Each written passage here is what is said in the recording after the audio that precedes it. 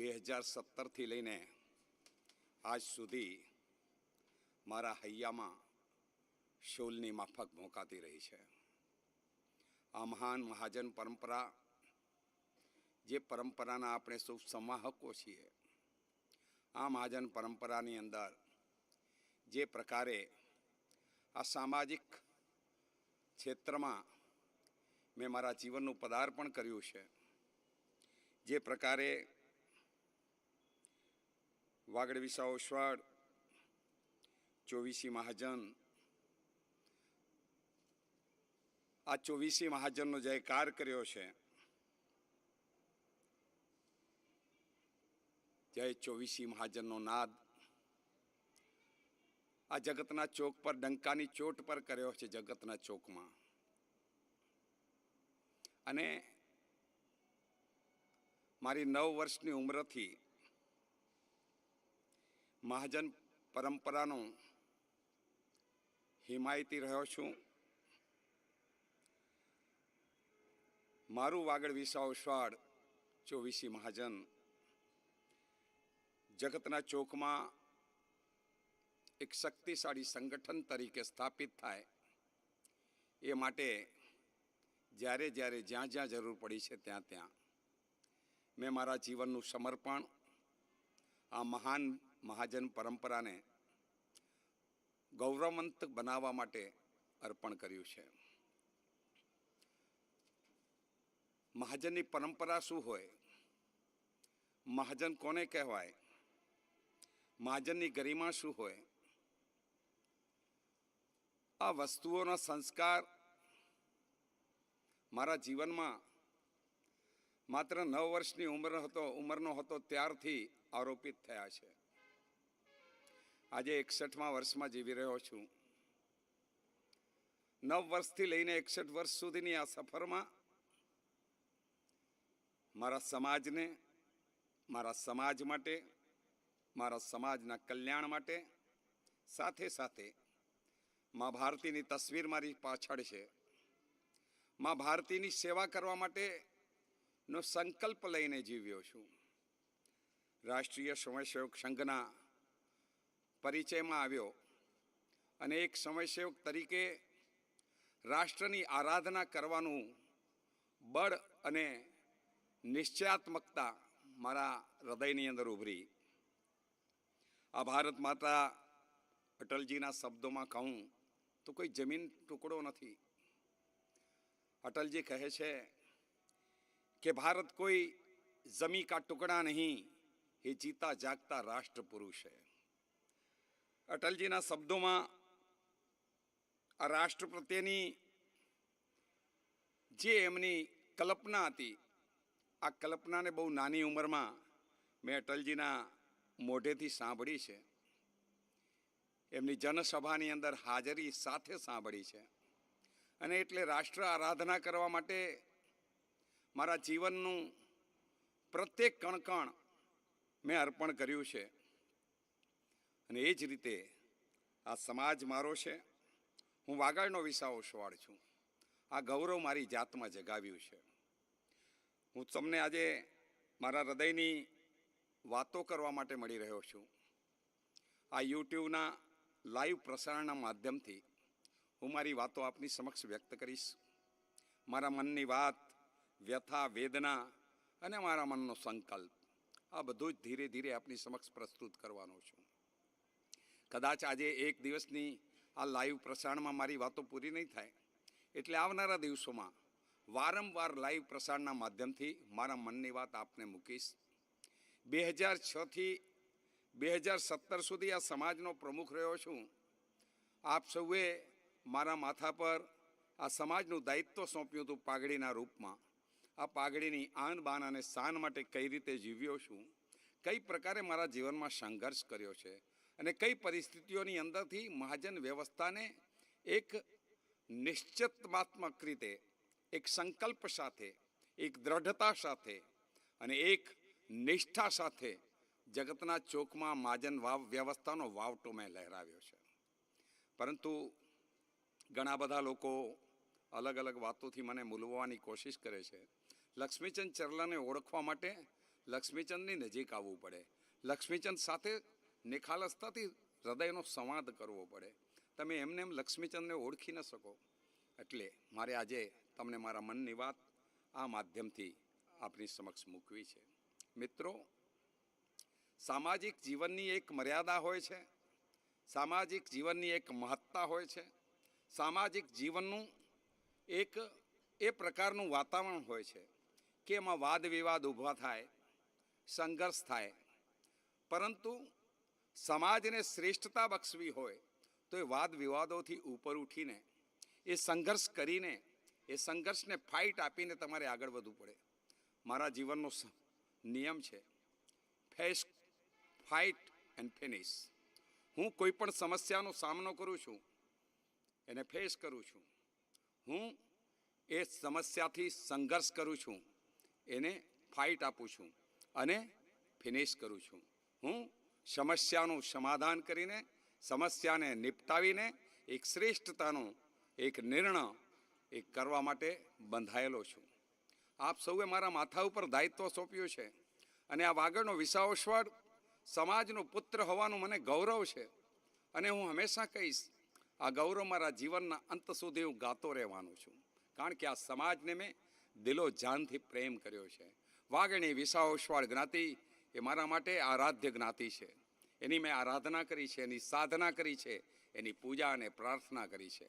આ સમાજને શ્રેષ્ઠ બનાવવાનો સંકલ્પમાં કદાચ મારી નીતિમત્તા કે બુદ્ધિમત્તા કદાચ ઓછી પડે, પરંતુ મારી નિષ્ઠા ક્યારે પણ કાચી નહીં પડે એટલો આપને વિશ્વાસ આપું છું. જે પ્રકારે 2006થી 2017 દરમિયાન મેં કાર્ય કર્યું છે અને 2017થી 2024 દરમિયાન જે મારા માટે કહેવામાં આવી રહ્યું છે, કેટલાક લોકો રાત દિવસ મને ગાળો આપી રહ્યા છે, કેટલાક લોકો મને રાત દિવસ બદનામીના શંખ બજાવ્યા કરે છે, કેટલાક લોકો મને ચોર અને હલકો ચિતરવાની કોશિશ કરે છે. પરંતુ મારા વાગડના વિસાવસ્વર જ્ઞાતિજનોને મારે કહેવું છે, લક્ષ્મીચંદ ઝરલા ચોર હોય ને તો ફાંસીના માચડે ચડાવી દેજો. આ સમાજ જે દિવસે મને કહેશે કે લક્ષ્મીચંદભાઈ તમે ચોર છો, એ દિવસ ફાંસીના માચડે પણ હસતા હસતા ચડી જઈશ, સમાજની આ સજા પણ સ્વીકારી લઈશ. પરંતુ વિના કારણ અકારણ કોઈ મને આ ગાળ આપશે ને તો એ ગાળ હું સ્વીકારવા તૈયાર નથી. 7.5 વર્ષ ચૂપ રહ્યો છું. ઘણા મિત્રોએ મને સલાહ આપી હતી કે લક્ષ્મીચંદ, જેને જે બોલવું હોય બોલવા દે, જેને કહેવું હોય કહેવા દે, તું શાંત રાખ.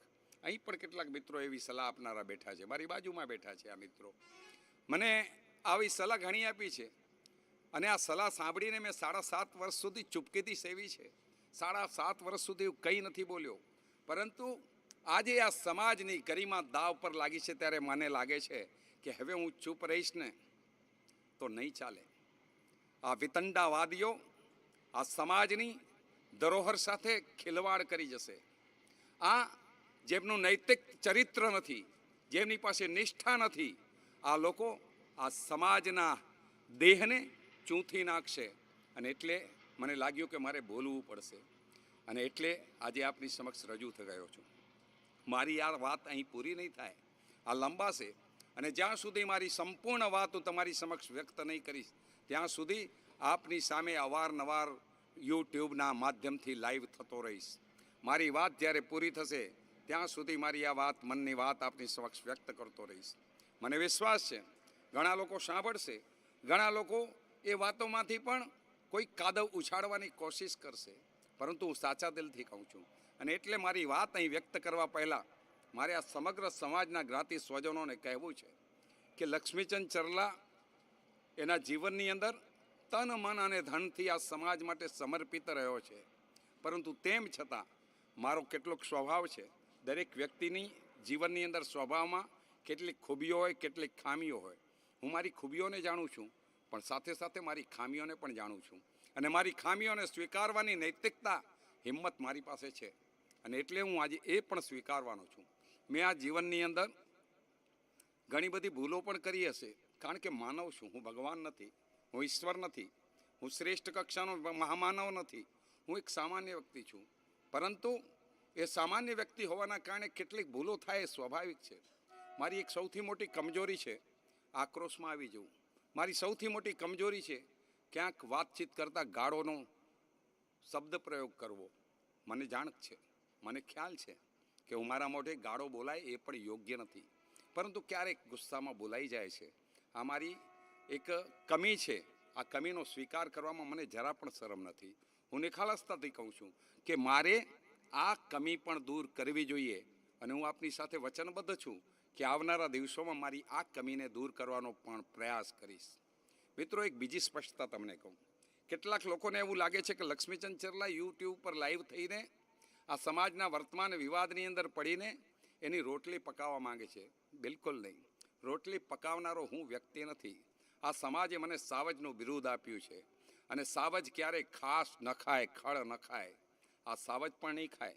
હું લડીશ, જજુમીશ, સંઘર્ષ કરીશ, અને કદાચ એના માટે મારા સમાજની આન બાન અને શાન માટે કદાચ બલિદાન આપવું પડશે. વિરોધ હોય તો 10 ગાળો આપી જાઉં, ગાળો સંભાળી લઈશ, પણ તમે ચોર કહેશો ને તો આ ચોર શબ્દ હું નહીં સાંભળું.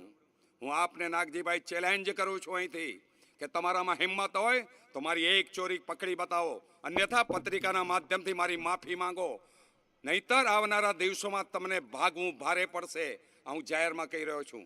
મને વધુ છંછેડો નહીં. હું શાંત બેઠો છું ત્યાં સુધી સારો છું. મને તમે છંછેડશો તો તમારા કાળા કારનામા પણ આ સમાજની સામે હું ખુલ્લા મૂકીશ. મિત્રો, મને બહુ ધમકીઓ આવે છે. આજે પણ આવી છે. આજે પણ ધમકીઓ આવી છે કે આજે યુટ્યુબની અંદર લક્ષ્મીચંદ ચરલા અગર જો જેમ તેમ બોલશે કે કંઈ આડું અવડું બોલશે તો અમે પત્રિકાની અંદર ટીમ વાગડની જાહેરાતો બંધ કરી નાખશું. અરે સાહેબ, ટીમ વાગડ અલગ સંગઠન છે, લક્ષ્મીચંદ ચરલા અલગ વ્યક્તિત્વ છે. લક્ષ્મીચંદ ચરલા આજે પોતાને ન્યાય મેળવવા માટે લડે છે. લક્ષ્મીચંદ ચરલા ટીમ વાગડ વતીથી નથી લડતો. લક્ષ્મીચંદ ચરલા અને ટીમ વાગડને સાથે નહીં સાંકળો. ટીમ વાગડ અલગ સંગઠન છે, સમાજના સેવા કાર્યો માટે એક સંગઠન કામ કરે છે. લક્ષ્મીચંદ ચરલાનું પોતાનું એક વ્યક્તિત્વ છે. હું કોઈના ઓશિયાળો નથી.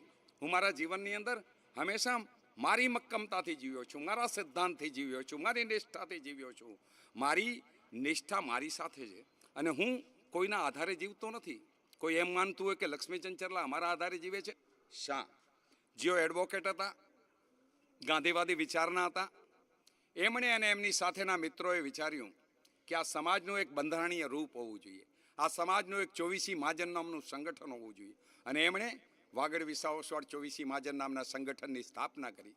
આ સ્થાપનાની અંદર જે બંધારણ મૂકવામાં આવ્યું એ બંધારણ પ્રવીણચંદ્ર શિવજી શાહે લખ્યું, અને એ બંધારણને એ સમયે મળેલા સંમેલનની અંદર સહમતિ આપી. અને એ ત્યારે 1966થી 1972 માટે 5 વર્ષ માટે આ સમાજનું નેતૃત્વ લાકડિયાના સન્માનનીય વડીલ, જેમના આદર્શમાંથી મેં મારા જીવનની અંદર આદર્શો ગ્રહણ કર્યા છે, એવા પેથાભાઈ મુરજી પટેલ, એમણે પહેલું પ્રમુખ પદ સોંપાવ્યું. એમની સાથે ઉપપ્રમુખ તરીકે ગામ આધોઈના સન્માનનીય અમારા વડીલ, અને જેમની પાસેથી પણ પ્રેરણા લઈને મેં આ જીવનની અંદર સમાજ માટે કંઈક કરવાની ભાવના મારી અંદર પ્રબળ બનાવી છે, એવા બચુભાઈ રવજી ગડા, ગામ આધોઈ, એમની પાસે તેઓ ઉપપ્રમુખ હતા ત્યારે પહેલી ટીમમાં, અને એમની પાસેથી પણ મેં પ્રેરણા લીધી છે. મિત્રો, વાત આવે છે ગાળો આપવાની. ગાળો ન બોલવી જોઈએ, હું સ્વીકારું છું, મારી એ ભૂલ છે, મારી કમજોરી છે, પરંતુ બોલું છું. હું એમ ઇનકાર નથી કરતો, હું દંભ નથી કરતો, હું હિપોક્રેટ્સ નથી. હું જે છે સત્ય સ્વીકારનારો માણસ છું, અને એટલે હું સ્વીકારું છું. પરંતુ મને ગાળો શીખવી કોણે? તમને નવાઈ લાગશે. હું નાનો હતો, આ મહાજનના પહેલા પ્રમુખ બનેલા બચુભાઈ રવજી ગડ્ડા મારા બાપુજીના મિત્ર હતા, અમારા ગામના શ્રેષ્ઠી હતા. સંઘ, સમાજ, શાસન, પાંજરાપોળ દરેક પ્રકારની પ્રવૃત્તિઓમાં એ અગ્રેસર હતા, મોખરે હતા. એમનું પ્રદાન હતું. એ જ્યારે બજારમાં નીકળતા અને મારી દુકાન પાસે આવતા, અને હું દુકાન પર એમને મળતો, તો હું નાનો હતો, 5 વર્ષનો હતો, 4 વર્ષનો, 5 વર્ષનો, અને તેઓ હું ત્યારે ચડી પહેરતો, એ ચડી ખેંચતા, અને હું ગાળ બોલું ને ત્યારે પછી મારી ગાળ સાંભળીને આગળ જતા હતા. બચુભાઈ રવજી ગડ્ડા મારા વડીલ, જેમણે મને આ ગાળો શીખવાડી છે, તમને કહું તો કહેવાય. એમણે મને આ ગાળો બોલતો વધુ કર્યો. એમણે મારી ચડી ખેંચી, હું ગાળ બોલું પછી આગળ જાય. એમને મારી ગાળમાં મજા આવતી. એમનો મારા ઉપરનો વાલ હતો. આ મહાજન પરંપરાના કેટલાક સંસ્કારો હું એમની પાસેથી શીખ્યો. આ બચુભાઈ રવજી ગડાને એકવાર એકની ઉપર એક આરોપ મુકાયો, અને મેં ત્યારે એમને પૂછ્યું, મેં કીધું, વડીલ, તમારા વિશે લોકો આમ બોલે છે. ત્યારે એમણે મને કહ્યું કે આ સમાજનું કામ કરવું હોય ને તો મોટા પેટવાળું બનવું પડે લક્ષ્મીચંદ. ગાળો આપનારા આપશે, ટીકા કરનારા કરશે, પરંતુ આપણે આપણા શુદ્ધ મનથી, શુદ્ધ હૃદયથી સમાજનું કામ કરશું તો ઈશ્વરના ચોપડે એની નોંધ થશે. આ વાક્ય સૌથી પહેલાં મને શીખવાડનાર હોય તો એ બચુભાઈ રવજી ગડા હતા, જેમને આજ પણ હું આદર સાથે યાદ કરું છું. એમના પ્રત્યેની મારી જે પ્રેમ ભાવના હતી, જે લાગણી હતી, અને એમણે જે વડીલ તરીકે મને સામાજિક ક્ષેત્રના કેટલાક મૂલ્યો શીખવ્યા, આ મૂલ્યો મારા બચપનની અંદર શીખાયેલા. હું સમાજ વ્યવસ્થામાં કેમ આવ્યો આપને વાત કરું. હું આધોઈની સ્કૂલમાં ભણતો હતો. એ દરમિયાન 1972ની અંદર શામખ્યાળીની અંદર મહાજનનું અધિવેશન મળ્યું. આ અધિવેશનમાં હું 9 વર્ષની ઉંમરનો હતો. મારા પિતાજીની આંગળી પકડીને હું અધિવેશનમાં હાજર રહ્યો. એ સમયે મેં સૌથી પહેલાં મહાજનની કાર્યવાહી જોઈ 9 વર્ષની ઉંમરે. ત્યારે પેથાભાઈ પટેલ જે પ્રકારે મહાજનની કાર્યવાહી કરતા હતા એ મેં મારી નજરની સામે જોઈ. આજે પણ એમનું એ ચિત્ર મારી નજર સામે ઇમેજિંગ થાય છે. તેઓ એક લાકડાની પેટી હતા. એ પેટીની પાછળ ગાદલા ઉપર બેઠા હતા. પાછળ એક ગોળ ઓશિકો હતો એમની પાછળ. તેઓ બીડી પીવાનો શોખીન હતા, એટલે બીડી પીતા હતા એમની લાક્ષણિક ઢબે. અને ત્યારે એમની પાસે મેં સમાજની વ્યવસ્થાનો પહેલો પાઠ શીખ્યો. એમણે જે પ્રકારે સભાનું સંચાલન કર્યું એ સંચાલન મને આજ પણ યાદ છે. એ સમયે જે કોઈ સમાજના આગેવાનો હતા, બાઉભાઈ મેઘજી શાહ હતા, વીરજી ગેલાભાઈ હતા, જેઠાપાલા છેડા હતા, કેટલાક નામો મને યાદ છે, કેટલાક નામો હવે યાદ નથી. પરંતુ આ બધા વડીલોને મેં મહાજનની મંચ પરથી, મહાજનની મોજ પરથી સાંભળ્યા છે. એમના લલકારોને સાંભળ્યા છે, એમના આહવાનને સાંભળ્યા છે.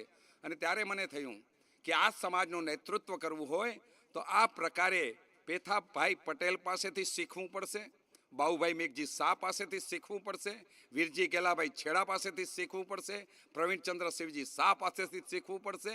આ લોકોની પાસેથી શીખવું પડશે અને મારા વ્યક્તિત્વનું નિર્માણ કરવું પડશે. હું મારો વ્યક્તિત્વનું નિર્માણ કર્યું. એ દરમિયાન 1963માં મારો જન્મ. હું 7મા ધોરણની અંદર આધોઈની સ્કૂલમાં દાખલ થયો. આધોઈની સ્કૂલમાં ભણતા ભણતા 7મા ધોરણમાં આવ્યો. શાળા પંચાયતની ચૂંટણી આવી અને એ શાળા પંચાયતની ચૂંટણીમાં મારા બાકીના સાથીદારોએ, મિત્રોએ કહ્યું કે લક્ષ્મીચંદ, આ શાળા પંચાયતની ચૂંટણીમાં તારે સરપંચ તરીકે ઊભું રહેવાનું છે. હું એ 12 વર્ષની ઉંમર હતી ત્યારે હું એક ચૂંટણી લડ્યો અને એ ચૂંટણીમાં જીત્યો અને જીતીને આધોઈની શાળા પંચાયતનો પ્રમુખ બન્યો. એટલે નેતૃત્વ તો મારા જન્મજાત ગુણોમાં સમાયેલું છે. આ નેતૃત્વ મેં નાની ઉંમરથી શરૂ કર્યું છે. આ પરંપરાની અંદર આગળ વધ્યો. સમાજ શું છે સમજવાની કોશિશ કરી, મહાજન વ્યવસ્થાને જાણવાની કોશિશ કરી.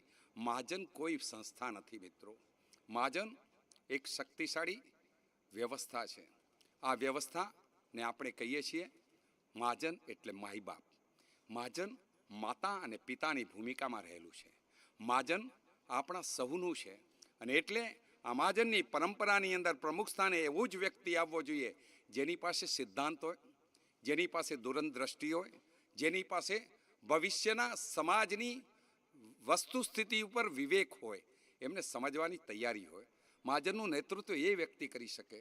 અને જે વ્યક્તિ ચારિત્રથી શુદ્ધ હોય, જેના ચારિત્રની અંદર કોઈ લાંછન ન હોય, એવો વ્યક્તિ જેની પાસે, મહાજનના પ્રમુખની પાસે, સમાજની યુવાન મહિલાઓ પોતાના પ્રશ્નો લઈને આવતી હોય, પોતાના દાંપત્ય જીવનની કોઈક સમસ્યાઓ લઈને આવતી હોય, અને ત્યારે મહાજનના પ્રમુખની દ્રષ્ટિમાં વિકાર હોય, મહાજનના પ્રમુખના હૈયાની અંદર પાપ હોય, તો સાહેબ ન ચાલે. કારણ કે મહાજનનો પ્રમુખ મહાજનનો માય બાપ છે, બાપ છે. અને એટલે એની દ્રષ્ટિમાં બાપ તરીકેની દ્રષ્ટિ હોવી જોઈએ. ત્યારે એની દ્રષ્ટિમાં બાપ તરીકેની નૈતિકતા હોવી જોઈએ. આ હું માનું છું ને સ્વીકારું છું. સાહેબ, મહાજન 25મું તીર્થંકર કહેવાય છે. આપણા 24 જૈનોના તીર્થંકર છે. મહાજનને 25મું તીર્થંકર કહેવાય છે. શા માટે કહેવાય છે? કારણ કે મહાજનના સામૂહિક દાયિત્વની અંદર દરેકનું હિત સમાયેલું હોય.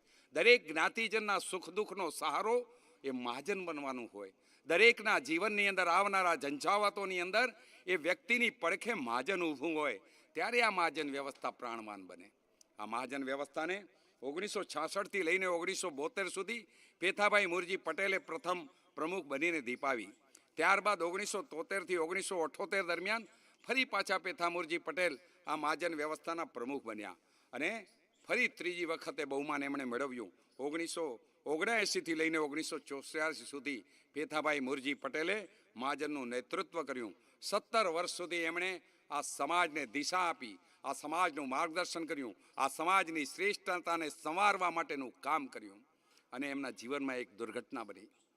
એમનો દીકરો જ્યારે આંતરજ્ઞાતિએ લગ્ન કર્યો અને ત્યારે પેથાભાઈ મોરજી પટેલને લાગ્યું કે મારો દીકરો અગર જો મારા કહેવામાં હોય અને મારી વિરુદ્ધમાં જઈને સમાજની મૂળભૂત નીતિનો ભંગ કરતો હોય તો મારાથી પ્રમુખ સ્થાને રહેવાય નહીં. અને એમણે એ મુદ્દા પર પોતાનું પ્રમુખ સ્થાન ત્યાગી દીધું અને સમાજને દાખલો બેસાડ્યો કે જ્યારે સમાજના પ્રમુખનો દીકરો પણ જો કંઈ સમાજની નીતિ રીતિથી વિરુદ્ધ કરે છે તો એ વ્યક્તિને સમાજના પ્રમુખ તરીકે રહેવાનો અધિકાર નથી. આ દાખલો પેથાભાઈ મોરજી પટેલે સંભાળ્યો. ત્યારબાદ 1984 થી 1989 દરમિયાન આ સમાજના પ્રમુખ સ્થાને માલસીભાઈ મેઘજી ચરલા આવ્યા. આ એમની ચતુર્થ એમની પદ હતો. એના પહેલાં 3 વાર, પહેલી, બીજી ને ત્રીજી 3 વાર પેથાભાઈ પટેલ અને ત્યારબાદ માલસીભાઈ મેઘજી ચરલાએ આ કમાન સંભાળી. માલસીભાઈ મેઘજી ચરલાએ જ્યારે 1989માં એમની મુદ્દત પૂરી થઈ અને મુદ્દત બાદ ઘાટકોપરની અંદર ફરી ચૂંટણી આવી. આ ચૂંટણીમાં પેથા કાકાએ માલસી મેઘજી ચરલાએ પોતાની ઉમેદવારી નોંધાવી. હું એ 26 વર્ષનો હતો ત્યારે હું એ ચૂંટણીની અંદર મતદાર હતો, પ્રતિનિધિ હતો આધોઈનો, અને એ પ્રતિનિધિના નાતે મારે મતદાન કરવા જવાનું હતું.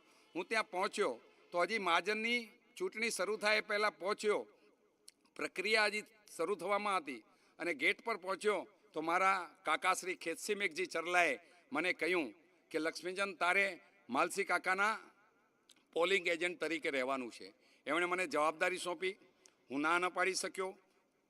એમણે મારી ઉપર વિશ્વાસ વ્યક્ત કર્યો અને એ ઉત્તરદાયિત્વ મને સોંપ્યું અને ત્યારે માલસી મેઘજી ચરલાના પોલિંગ એજન્ટ તરીકેની જવાબદારી મેં 26 વર્ષની ઉંમરે મહાજન પ્રક્રિયામાં બજાવી. 1989 થી 1994 માલસીભાઈ બીજી વખત પ્રમુખ તરીકે ચૂંટાયા. 1995 થી 2000 દરમિયાન માલસીભાઈ ત્રીજી વખત અને મહાજનની 6ઠી ટર્મ્સમાં તેઓ પ્રમુખ સ્થાને રહ્યા. આ સમય હતો. આ સમય દરમિયાન સમાજની કંઈક શ્રેષ્ઠ વ્યવસ્થાઓ સાકાર પામી. કેટલીક જમાના પ્રમાણેની કુવૃત્તિઓ આ સમાજની વ્યવસ્થામાં પ્રવેશી. સમાજના એ સમયના દિગ્ગજ વ્યક્તિઓએ આ સમસ્યાઓનો સામનો કરવાનો પ્રયાસ કર્યો. કેટલાક અંશે સફળ રહ્યા, કેટલાક અંશે નિષ્ફળતા પણ મળી, પરંતુ તેમ છતાં એમણે સમાજ પ્રત્યેની પોતાની પ્રતિબદ્ધતા, સમાજ પ્રત્યેનું પોતાનું ઉત્તરદાયિત્વ નિભાવ્યું. આ સમય દરમિયાન એક ઘટના બની. સમાજની અંદર કેટલાક લોકોએ આ વ્યવસ્થાની સામે બંડ પોકાર્યું અને એક પેરેલલ વ્યવસ્થા નિર્માણ થઈ મુંબઈની અંદર. અને વાગડ વિસાવસર 24 મહાજનના સંગઠનની સામે એક નવા મહાજનનું નિર્માણ થયું. એક નવા મહાજનની સંરચના જાહેર કરવામાં આવી, સ્થાપના જાહેર કરવામાં આવી. હું એ ઘટનાનો પણ સાક્ષી રહ્યો છે.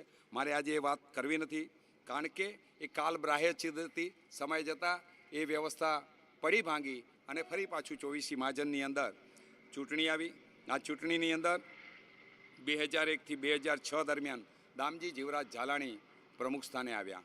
આ પહેલાં મારે તમને વાત કરવી છે કે પેથાભાઈ પટેલ અને માલસી મેઘજીના સમયની અંદર આ મહાજને કઈ વ્યવસ્થાઓ કરી. જે તે સમયે શિક્ષણની વ્યવસ્થા જરૂરી લાગી કે ગામડાઓની અંદર 5 અને 6 અને 7 ધોરણ સુધીની વ્યવસ્થાઓ હતી. તો એમણે વિચાર્યું કે આગળનો અભ્યાસ આપણા સમાજના દીકરાઓ કરી શકે એ માટે ભચાઉ બોર્ડિંગની રચના કરવામાં આવી. મુંબઈ વાગડ વિસાવસર મંડળના નેજા હેઠળ રવજીલાલજી છાળવા જૈન બોર્ડિંગનું નિર્માણ પામ્યું અને એને અલગ સ્વાયત્ત ટ્રસ્ટ તરીકે એને માન્યતામાં આપવામાં આવી. અને આ સમાજની આ સંસ્થા પગભર બની શકે, પોતાની રીતે પોતાનો ખર્ચ વ્યક્ત કરી શકે, એટલે એ સમયે મહાજનની ખોડાવિધિની અંદર એ સંસ્થાને દાન ઉઘરાવવાની માન્યતા અર્પણ થઈ. સમય ગયો, ફરી પાછો સમય આગળ વધ્યો અને કન્યા કેળવણીનો વિષય આવ્યો અને કન્યા કેળવણીમાં પણ આ સમાજે પોતાનો પગ માંડવો જોઈએ એવું લાગતા સમાજના એ સમયના દીર્ઘદ્રષ્ટાઓએ લાકડિયાની અંદર પુનઈબેન કરશનલદ્દુ નિશર કન્યા વિદ્યાલય બોર્ડિંગનું નિર્માણ કર્યું અને એ સંસ્થા પણ પગભર બની શકે એ માટે એને પણ મહાજનની ખોડાવિધિમાં સ્થાન આપવામાં આવ્યું. કારણ કે આ બંને સંસ્થાઓનું નિર્માણ પાછળ આડકતરી રીતે મહાજન વ્યવસ્થા અભિભૂત હતી. મહાજન વ્યવસ્થામાંથી નિર્માણ થઈને આ સંસ્થાઓ હતી, પરંતુ એ સંસ્થાઓ સ્વાયત્ત રીતે કામ કરી શકે એટલે એ સમયના આગેવાનોએ એ સંસ્થાઓનું લીડરશિપ લેવાની જગ્યાએ એમણે પેરેલલ બોડી એ સ્વતંત્ર રીતે કારભાર સંભાળી શકે એ માટે એ પેરેલલ બોડીની રચના કરી. આ વાત હું બિલકુલ સાચું કહી રહ્યો છું. કોઈને પણ અવિશ્વાસ હોય મારી આ વાતોમાં તો બાબુભાઈ મેઘજી શાહ હજુ જીવતા છે. બાબુભાઈ મેઘજી શાહ પાસે આ માટેની ક્લેરિટી કોઈ પણ માંગી શકે છે, કારણ કે આ બાબતે મારી અને બાબુભાઈની ઘણીવાર વાત થઈ છે અને એટલે આ સમજ મને છે. અને ત્યારબાદ 2001થી 2006નો સમય આવ્યો. આ સમાજના દુર્ભાગ્યની વેળા આવી ચૂકી. દામજી જીવરાજ ઝાલાણી નામનો એક તદ્દન નકામો માણસ આ સમાજના પ્રમુખ સ્થાને ચૂંટાયો અને આ સમાજ વ્યવસ્થા સામે એક મોટું પ્રશ્નાર્થ ચિહ્ન લાગી ગયું. દામજી જીવરાજ ઝાલાણી સદંતર નિષ્ફળ નીવડ્યા. એમણે આ સમાજની વ્યવસ્થાઓને ટકોરાબંધ બનાવવાની જગ્યાએ કમજોર બનાવી. સમાજ માટે આ 5 વર્ષનો સમય બહુ દુઃખદ સમય રહ્યો. સમાજને કેટલાક લોકોને લાગ્યું કે આ સમાજ વ્યવસ્થા તૂટી જશે, હવે આ 24 મહાજનનું સંગઠન આગળ નહીં ધપે, આવી નિરાશાની ભાવના ઊભી થઈ. દામજી જીવરાજ ઝાલાણી મારા મિત્ર છે. અમે સાથે બોર્ડિંગમાં ભણ્યા છીએ અને હું એમનું ખૂબ સન્માન કરું છું. પરંતુ આ માણસે પણ મારી સાથે સતત અયોગ્ય વર્તન કર્યું. આ માણસે પોતાની નિષ્ફળતાઓને ઢાંકવા માટે લક્ષ્મીચંદ ચરલાને કઈ રીતે ચોર સાબિત કરી દેવાય એ માટે પોતાની શક્તિઓ લગાડી. ખેર, એમનું મગજ આપણે જાણીએ છીએ, એમને ઓળખનારા લોકો પણ જાણે છે કે દામજીભાઈનું વ્યક્તિત્વ કેવું છે, લક્ષ્મીચંદનું વ્યક્તિત્વ કેવું છે. આ બે વ્યક્તિત્વમાં જમીન આસમાનનો ફરક છે સાહેબ. દામજીભાઈ માટે હું બહુ નથી કહેવા માંગતો, કારણ કે આ અગાઉ દામજીભાઈ મારી વિશે ઘણું ખરાબ બોલ્યા છે અને એમને જ્યારે મેં વાત કરી છે ત્યારે એમણે 3 વાર મારી માફી પણ માંગી લીધી છે અને મેં માફ પણ કર્યા છે, કારણ કે હું પૃથ્વીરાજ ચૌહાણને ચાહનારો માણસ છું. પૃથ્વીરાજ ચૌહાણે 14 વાર માફ કર્યા હતા મોહમ્મદ ઘોરીને, અને 14મી વાર પૃથ્વીરાજ ચૌહાણ જ્યારે પકડાયા ને મોહમ્મદ ઘોરીએ એનો શિરચ્છેદ કરી નાખ્યો હતો. લક્ષ્મીચંદ આ ઘટનાનો ઇતિહાસ વાંચી ચૂક્યો છે અને એટલે કહું છું, દામજીભાઈને 3 વાર માફ કર્યા. હજુ પણ મારો મિત્ર છે, હજુ ભૂલ કરશે હું માફ કરતો રહીશ, પરંતુ 14મી વાર જ્યારે ભૂલ કરશે ને ત્યારે પછી દામજીભાઈ મારી પાસે માફી માંગવા નહીં આવતા. મારે શું કરવું એ પછી કરશું આપણે, બરાબર છે.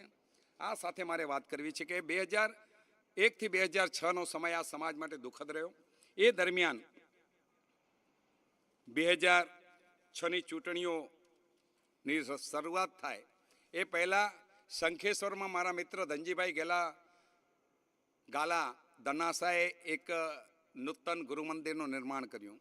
એ કાર્યક્રમમાં મારે જવાનું થયું અને એ કાર્યક્રમમાં ત્યાં જે આધોઈની ધર્મશાળા હતી એ ધર્મશાળાની અંદર લોબીમાં અમે કેટલાક મિત્રો બેઠા હતા.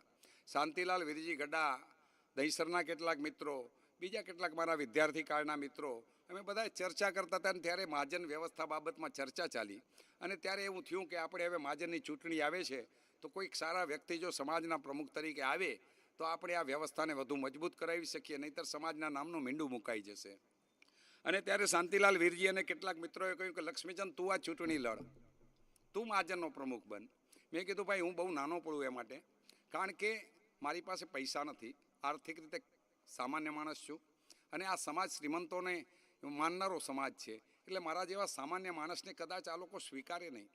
પરંતુ એ વિચાર બીજ એમણે મારા મગજમાં રોપી દીધું અને ત્યારબાદ જ્યારે કેટલીક કાનૂની પ્રક્રિયાઓમાં સમાજ અટવાયો, એ સમયે જે કાનૂની પ્રક્રિયામાં અટવાયો તો એમાં પણ જો અગર ગુનેગાર હોય તો દામજી જીવરાજ ઝાલાણી હતા. એમણે ગેરબંધારણીય રીતે ત્યાં મંત્રીની નામની જાહેરાત કરી હતી અને એના કારણે એક કાનૂની લપેટમાં આવ્યો હતો અને પછી સમાજને કહેતો હતો મારી ઉપર કેસ થઈ ગયો એટલે હું શું કરી શકું. અરે ભાઈ, તું એનો જવાબદાર હતો, તે જ ખોટું કર્યું હતું તો, અને ખોટું તે કર્યું હતું અને તું એ વસ્તુને સ્વીકારતો નહોતો એટલે સામેવાળાએ મજબૂર થઈને કોર્ટનો દરવાજો પકડવો પડ્યો હતો. જ્યારે કોઈ પણ વ્યક્તિને તમે ખોટી રીતે બદનામ કરતા હો અને જો તમે એને ન્યાય ના આપી શકતા હો તો એ માણસ શું કરશે? એ માણસે કોર્ટનો સહારો લેવો પડશે. અને એ સમયે જે લોકો આ તમારા આપખુદશાહી વલણથી દામજીભાઈ ઘવાયેલા હતા એ લોકો કોર્ટમાં ગયા. જવાબદાર તો તમે હતા એના માટે, એ લોકો નહોતા. અમે જાણતા હતા. મેં તમને ઘણીવાર એ સમયે કહ્યું હતું કે દામજીભાઈ તમે આ ખોટું કરી રહ્યા છો. આ મહાજન વ્યવસ્થાની અંદર આવી આપખુદશાહી ન ચાલે. તમે એકવાર પણ મારી વાત સ્વીકારી નહોતી, એ તમને યાદ છે? અગર તમારામાં નૈતિકતા હોય તો આ વાત જાહેરમાં બોલજો કે લક્ષ્મીચંદ ચરલાએ તમને શું કીધું હતું, પરંતુ તમે નહીં કહી શકો કારણ કે નૈતિકતા તમારી પાસે છે જ નહીં. તમે નૈતિકતાના માણસ જ નથી. તમે તો આજ સવારે પણ મારી વિરુદ્ધમાં ગમે એવી બકવાસ કરતો એક વોટ્સઅપ મેસેજ ફેરવ્યો છે. સાહેબ, તમે છે ને સારું નથી કરી શક્યા આ સમાજનું, પણ તેમ છતાં હું તમને અભિનંદન આપું છું કે તમે જેવા હતા તેવા, પરંતુ આ સામાજિક વ્યવસ્થાને 2001થી લઈને 2006 સુધી તમે ચલાવી. સંગઠન ભલે નબળું પડ્યું, સંગઠનમાં તમે કંઈ ન કરી શક્યા, પરંતુ તેમ છતાં 2006 સુધી તમે આ વ્યવસ્થાને અકબંધ રાખીને એટલે તમને અભિનંદન પણ આપું છું કે તમે કમસે કમ 6-5 વર્ષ દરમિયાન એટલું તો કરી શક્યા, સમાજ વ્યવસ્થાને તો જાગતી તો રાખી શક્યા. એ માટે તમે અભિનંદનના અધિકારી છો અને હું અભિનંદન આપું છું એના માટે. હું તમારી ટીકા કરીશ, પરંતુ જ્યાં તમે કંઈક યોગ્ય કર્યું છે ત્યાં તમારી સરાહના કરવામાં પણ પાછો નહીં પડું. સાહેબ, 2006ની ચૂંટણીઓ જાહેર થઈ અને ચૂંટણીના ઉમેદવારી પત્રક ભરવાનો પહેલો દિવસ હતો. એ જ દિવસે મુંબઈના સન્મુખાનંદ હોલની અંદર નરેન્દ્ર મોદી ગુજરાતના મુખ્યમંત્રી તરીકે આવવાના હતા. એમનું લેક્ચર હતું અને હું તો ગાંડો છું, પાગલ છું. જ્યાં પણ અટલજીની સભા હોય ત્યાં પહોંચી જાઉં, નરેન્દ્ર મોદીની સભા હોય ત્યાં પહોંચી જાઉં, ઋતુંબરાજીની સભા હોય ત્યાં પહોંચી જાઉં, કોઈક ભાજપના મોટા લીડરની સભા હોય કે આરએસએસના કોઈક મોટા લીડરની સભા હોય ત્યાં બધું કામ ધંધો બાજુમાં મૂકીને, ઘર પરિવાર બાજુમાં મૂકીને પહોંચી જવું, સાંભળવું, સમજવું અને એમનામાંથી ગ્રહણ કરવું. આના કારણે તો મારો વ્યક્તિત્વનું નિર્માણ થયું સાહેબ. અને એ સભામાં હું અને મારો મિત્ર થોરિયારીનો મારો ભાઈબંધ જે મારી સાથે બોર્ડિંગમાં ભણતો હતો, મણીલાલ બચ્ચુ ગડા, અમે બંને સભામાં જવા મલાડથી ટ્રેન પકડી. ટ્રેન ગોરેગાંવ પહોંચી અને મણીલાલે મને કીધું કે આજથી મહાજનના પ્રમુખની ચૂંટણીના ફોર્મ ભરવાની શરૂઆત થાય છે, તો લક્ષ્મીચંદ તું ઉમેદવારી કરને પ્રમુખ તરીકે. મેં કીધું યાર આપણું ક્યાં કામ છે આમાં, આ લોકો બધા આપણને થોડી જીતવા દેશે. મને કે જીતીએ કે હારીએ આપણને શું ફરક પડે છે, અને ભરને કે. અને મેં એને કીધું કે ચાલ તો પહેલાં ફોર્મ ભરીએ અને ત્યારબાદ મોદીને સાંભળવા જશું. અમે સીધા ગયા ઠાકુરદ્વાર. ત્યાં મનસુખ વીરજી નિસરની લક્ષ્મી ગ્રેન કે એવું કાંઈક નામ હતી એ દુકાનની, એ એમનું કારખાનું હતું. ત્યાં ગયા અને ત્યાં બાબુ ડાયાલાલ શાહ બેઠા હતા, દામજી જીવરાજ ઝાલાણી બેઠા હતા, વેલજી બોરીચા લગભગ હતા, ત્યાં કેટલાક લોકો બેઠા હતા, મનસુખ નિસર પણ હતા. અને ત્યારે મેં કીધું કે મહાજનના પ્રમુખ તરીકેના ફોર્મ આજથી શરૂ થયા, કોઈએ ભર્યું? તો કે ના, કોઈએ નથી ભર્યું. તો મેં કીધું ફોર્મ આપો. મને એમણે ફોર્મ આપ્યું, મેં ફોર્મ ભર્યું અને એમાં સહી નીચે 2 જણાની કરવાની હતી રેફરન્સ તરીકે. એ મેં દામજી જીવરાજ ઝાલાણીને કીધું, મેં કીધું દામજી તું આમાં સહી કર. તો એ દામજીએ મને ત્યારે કીધું કે મારે પણ પ્રમુખ તરીકેની ચૂંટણી લડવી છે. તો મેં કીધું તારા ફોર્મમાં હું સહી કરી આપીશ, મારા ફોર્મમાં તું સહી કર. દામજી જીવરાજ ઝાલાણીએ સહી કરી, બીજી સહી મણીલાલ બચ્ચુ ગડાએ કરી અને આ ફોર્મ સબમિટ કર્યું. સબમિટ કર્યા પછી મેં એમની પાસે રિસીવ, ટાઈમિંગ અને સિગ્નેચર માંગી. મેં કીધું મને આ કેટલા વાગે સબમિટ થયું છે એ ટાઈમિંગ જોઈએ અને રિસીવ સિગ્નેચર પછી એમાં એ રિસીવ સિગ્નેચર જોઈએ. મને કે ટાઈમ લખવાથી શું ફરક પડે છે? મેં કીધું તમને નહીં ફરક પડતો હોય, મને ફરક પડે છે. મારે આમાં ટાઈમિંગ પણ જોઈએ અને તમારી સિગ્નેચર પણ જોઈએ. એમણે મને ટાઈમ લખીને સિગ્નેચર કરીને એની રસીદ આપી. મને ખબર હતી કે આગળ શું થશે. લક્ષ્મીચંદ ચરલા ઉમેદવારી કરશે એટલે સમાજની અંદર હંમેશા થતું આવ્યું છે એમ કેટલાક લોકો મને કહેશે કે લક્ષ્મીચંદભાઈ તમે હટી જાઓ, તમે આમ કરો, આમને જીતવા દો, આમને લડવા દો. આ બધું થશે. આ બધી ચીજો હું સમજતો હતો, કારણ કે કુદરતે મને બહુ મોટી મેઘા આપી છે, બહુ મોટી બુદ્ધિશક્તિ આપી છે. ઈશ્વરનો આભાર છે. હનુમાનજી મહારાજ બેઠા છે, એની સાક્ષાત મારી ઉપર કૃપા દ્રષ્ટિ છે. અનેક સંતોના આશીર્વાદ મને મળ્યા છે મારા જીવનની અંદર. અનેક માતાઓ અને બહેનાઓએ આ માથા ઉપર પોતાના આશીર્વાદનો વરદ હસ્ત મૂક્યો છે. એટલે મને કેટલીક ચીજો જે બીજા ન જાણી શકે, ન સમજી શકે એવી ચીજો મને અભિપ્રેત થઈ જાય છે, મને સમજાઈ જાય છે. હું આવતીકાલનો ઇતિહાસ પણ જોઈ શકું છું કે આવતીકાલે શું થશે, કોણ શું બોલશે, કોણ શું કરશે. આ પણ મારી પાસે આ પણ સમજણ શક્તિ છે, એ માટેનું પણ વિઝન છે. અને ત્યારે થયું, ચૂંટણીનો દોર આગળ વધ્યો. બીજા દિવસે જે પત્રિકામાં મેં મોકલી મારી મેટર, અને પત્રિકામાં મેટર પબ્લિશ થઈ એટલે મને સૌથી પહેલાં તલક્ષી જયશંક પત્તાણી, આધોઈવાડા ગડા, એમનો ફોન આવ્યો. મને કે લક્ષ્મીચંદભાઈ શું ઈચ્છે છે? મેં કીધું બસ ચૂંટણી લડવી છે. તો કે ગંભીર છો તમે? મેં કીધું હા ગંભીર છું, ગંભીરતા સાથે લડીશ. કારણ કે આ મહાજનની પ્રમુખની ચૂંટણી છે. આ રમતા રમતા કે હસતા હસતા ન રમાય, પૂરી ગંભીરતા સાથે તૈયારી હોય તો જ લડાય. એ મને સમજ છે, કારણ કે આ કોઈ મંડળની ચૂંટણી કે કોઈ સંસ્થાની ચૂંટણી નથી, આ મહાજનની ચૂંટણી છે. જે મહાજન મારું આરાધ્ય દેવ છે. આરાધ્ય દેવની સાથે ચેડા ન હોઈ શકે, એની પૂજા અને સાધના હોઈ શકે. અને તલક્ષીભાઈ કે તો પછી મારો તમને સંપૂર્ણ સહયોગ છે. એમણે પહેલો સહયોગ ધર્યો. પછી વાત કડીથી કડી જોડાતી ગઈ. 2-3 દિવસની અંદર તો ઘણા બધા મિત્રોએ મારી સાથે પોતાનો સહયોગ જોડી દીધો. મારા એક મિત્ર જે આજે આપણી વચ્ચે હયાત નથી, ભાઈ શ્રી શાંતિલાલ પોપટલાલ ગડ્ડા આધોઈ, એ દુબઈ ગયો હતો. દુબઈથી પાછો આવ્યો, પત્રિકામાં એણે મારી જાહેરાત વાંચી અને મને ફોન કર્યો કે લક્ષ્મીચંદ, આ હું વાંચું છું, શું છે? મેં કીધું ચૂંટણી લડવી છે, હારીએ કે જીતીએ? મને કે હારીએ નહીં, આપણે જીતવી છે. આ શાંતિલાલના શબ્દો હતા કે લક્ષ્મીચંદ, આપણે ચૂંટણી જીતવી છે, હારવા માટે નથી લડવી. મેં કીધું ઠીક છે. એ કે આપણે કાલે મળીને આની વ્યવસ્થા કરીએ, કઈ રીતે ગોઠવણ કરવી. મેં કીધું ભલે. શાંતિલાલ એ જ દિવસે મારા એક બીજા મિત્ર પ્રકાશ પોપટલાલ ગાલાને મળ્યો. એને કહ્યું કે લક્ષ્મીચંદને આપણે ચૂંટણી જીતાડવા માટે પ્રયાસ કરવાના છે, એ માટે આપણે 1-2 દિવસમાં ભેગા થઈએ. પ્રકાશે એને હા પાડી. અને આ સાથે સુંદરમવાડા અમૃતલાલભાઈ, જે મારા કાકાઈ શાળા થાય, પરંતુ એ સમયે એમણે મને પોતાનો સહયોગ જાહેર કર્યો અને અમારી આ વ્યવસ્થા આગળ વધી. દિવસ પછી દિવસ નીકળતા ગયા અને જેવી રીતે દિવસો પસાર થતા ગયા, લોકો મારી સાથે જોડાતા ગયા. હું એ સમયે થાણા ગયો. થાણા મોટી વાગડના લોકો, એટલે મોટી વાગડના લોકો મારાથી બહુ પરિચિત નહીં, કારણ કે હું આધોઈમાં રહું એટલે સામખિયાળી, લાકડિયા અને અહીંના બચાવના લોકો મારી સાથે જોડાયેલા હોય, એ સ્વાભાવિક છે. પરંતુ મોટી વાગડ જરા વિસ્તારની રીતે દૂર થઈ જાય એટલે ત્યાંના લોકોને થાણામાં વધુ રહે, એટલે એ લોકો સાથે બહુ એટલો સંપર્ક નહીં.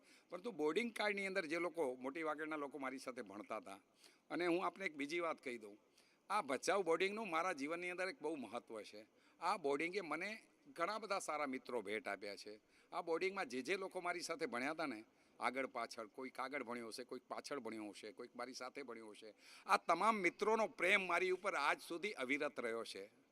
એમનો આ પ્રેમ આજ સુધી જાળવી શક્યો છું, એમના લાયક બની શક્યો છું. કોઈક અપવાદરૂપ, કોઈક મારાથી વિરુદ્ધ થયું હોય તો અલગ વાત છે, પરંતુ લગભગ મિત્રોએ મને એ જ પ્રેમ, એ જ હૂંફ, એ જ સંવેદના આપી છે.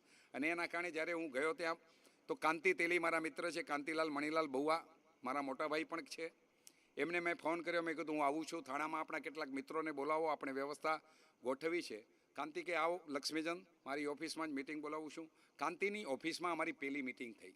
એ મિટિંગની અંદર મારા મિત્ર સુવઈ મહાજનના જે હમણાં પ્રમુખ છે એ નવીન પાંચાલાલ સાવલા ઉપસ્થિત હતા.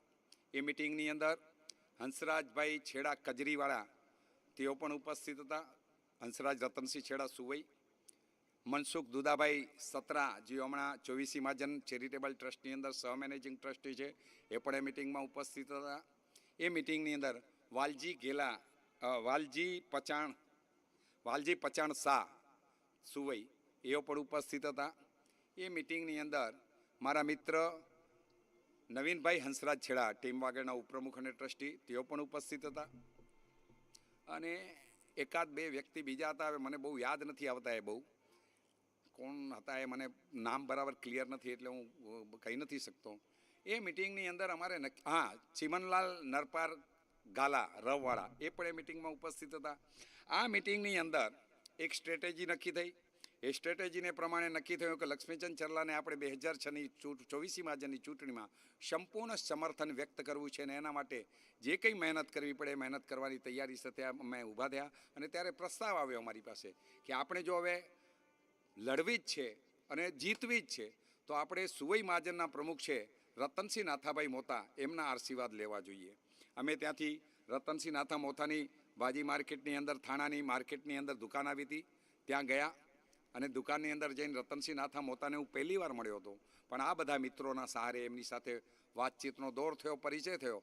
અને આ મિત્રોએ કહ્યું કે લક્ષ્મીચંદભાઈ 24 મહાજનના પ્રમુખ તરીકે ચૂંટણી લડી રહ્યા છે અને આપણે એમને સાથ આપવાનો છે.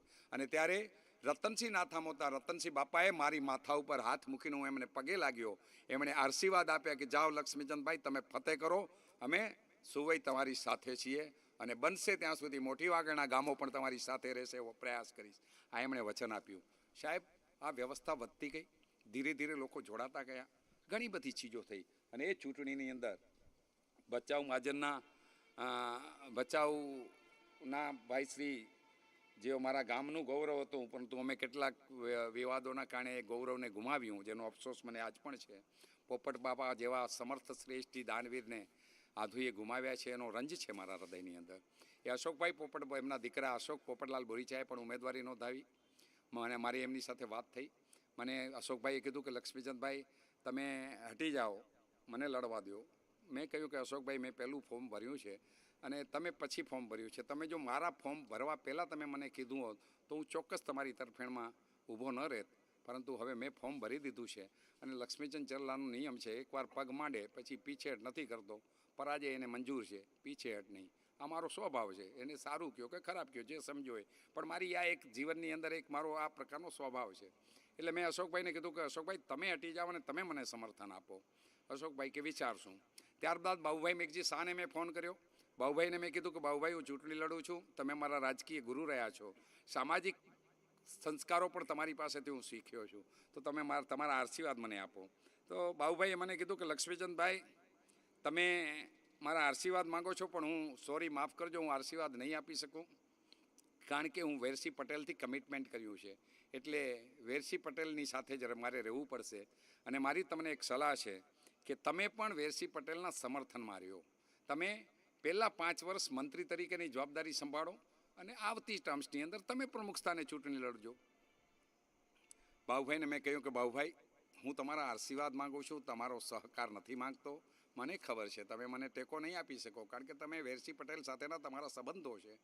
અને વેરસી પટેલ મારા માટે પણ વંદનીય છે, મારા માટે પણ પૂજનીય અને સન્માનનીય છે.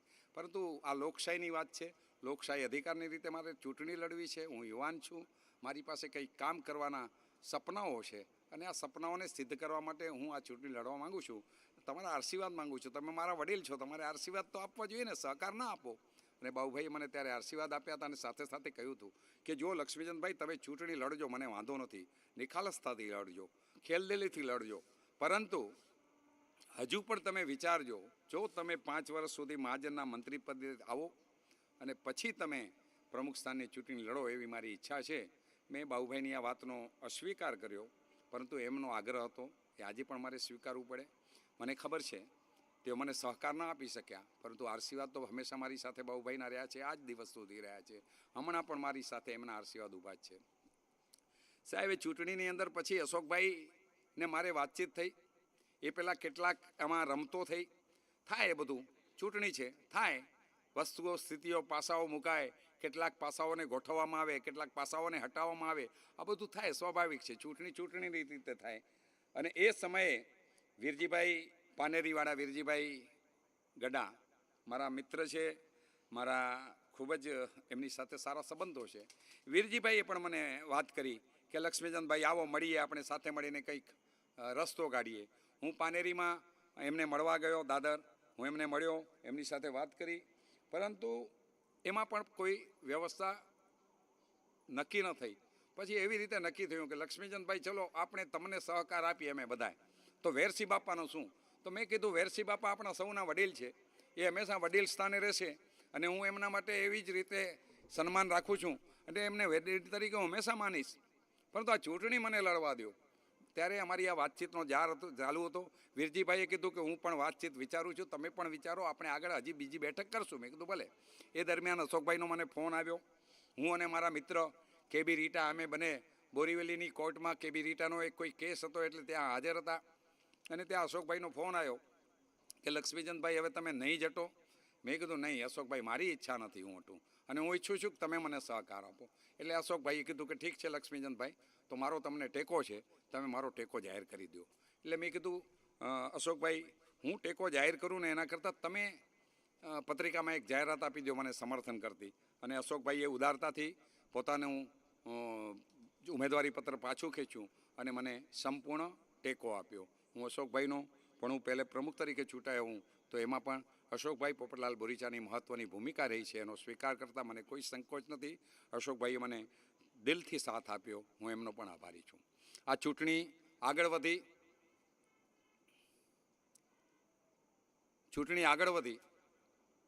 અને આગળ વધી એમાં એ સમયે મહાજનની અંદર લોકશાહી હતી, પરંતુ બંધારણીય વ્યવસ્થાઓ કેટલીક એમાં કચાશો હતી.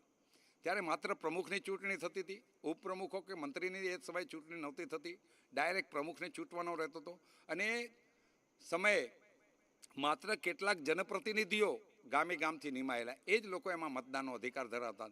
તમામ 18 વર્ષના લોકોને મતદાનનો અધિકાર નહોતો. એ ચૂંટણી પહેલાં મેં વચન આપ્યું હતું કે હું પ્રમુખ તરીકે જીતીશ તો તમામ 18 વર્ષથી ઉપરના સ્ત્રી પુરુષોને, મહિલાઓને, યુવક યુવતીઓને મતદાનનો અધિકાર આપીશ. મેં આ વચન આપ્યું હતું અને જીત્યા પછી આ વચન મેં પાડી પણ બતાવ્યું. હું જેટલા વચન આપું ને એ પાડવાની તૈયારી હોય ને તો જ આપું. ખાલી મોટી મોટી વાતો કરવાનું મને ગમતું નથી કે સમાજને 250 કરોડનું દાગીનો આપશું. આ 7.5 વર્ષ થઈ ગયા, 250 કરોડનું દાગીનું ક્યાં ગયું મને સમજાતું નથી. મિત્રો, આવી ઘણી બધી વાતો છે. એ ચૂંટણીની શરૂઆત થઈ. હું વેરસીભાઈ પટેલ અને એ સમયે વીરજીભાઈ ગાલા લાકડીયાવાળા એ પ્રમુખની ચૂંટણીમાં ઊભા હતા. હું ગયો ને ચૂંટણી કુર્લા મહાજનવાડીમાં હતી. સૌથી પહેલાં જઈને વેરસી બાપાના પગે લાગ્યો, એમના આશીર્વાદ લીધા. મેં બાપાને કીધું કે બાપા, હું નાનો છું, તમારો દીકરા જેવો છું.